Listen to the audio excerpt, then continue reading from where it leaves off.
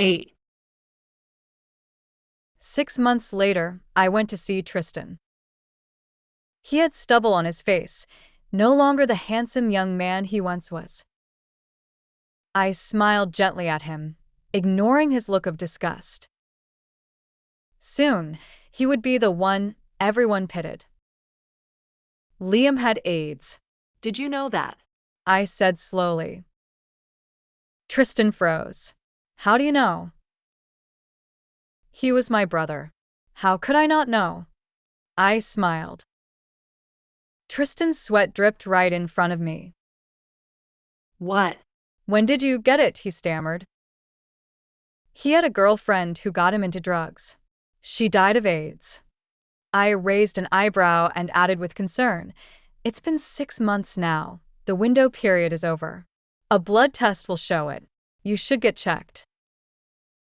Tristan stood frozen, unable to react. I waved goodbye with a smile, turned, and left. That girl who died young, she really was a good girl. To me, she was heaven sent. God knows how long I waited to find someone like her. The last mountain had finally crumbled. I was in a great mood. Before leaving, I turned back and called out, When you visit Charlie, remind her to get tested, too. The story of the persistent old man moving mountains is real. I did it.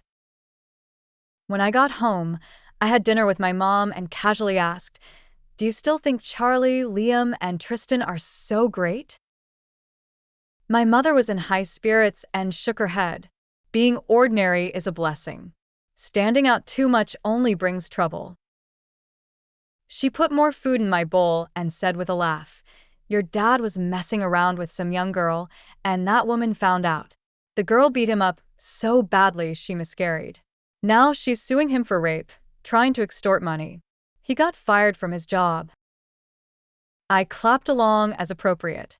Serves him right. After dinner, I sat quietly in my room until the early hours, waiting for my mother to fall asleep before getting up to shower and put on makeup. I'd done what I needed to do. It was time to go see James. I bought a few bottles of my favorite whiskey to bring to him.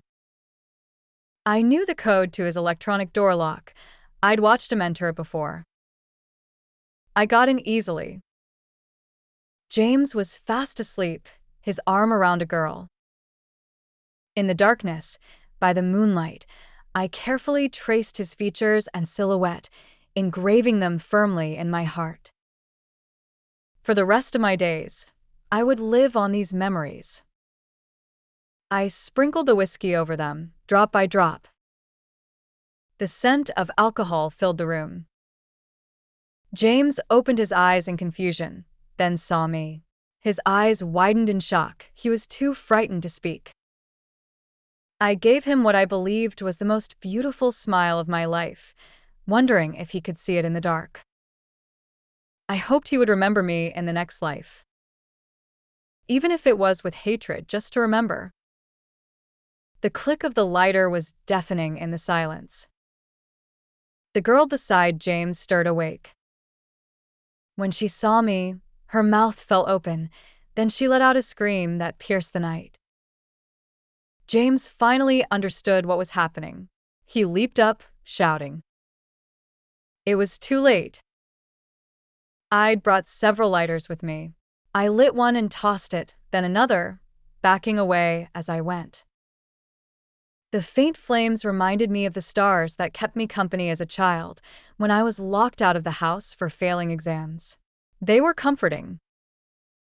I could have been the ultimate winner, but because of you, everyone lost, I said softly, watching James struggle, howl, and roll in the flames. It felt like saline was flowing from my eyes, but it evaporated quickly in the heat. I dropped my last lighter and walked out of James's house.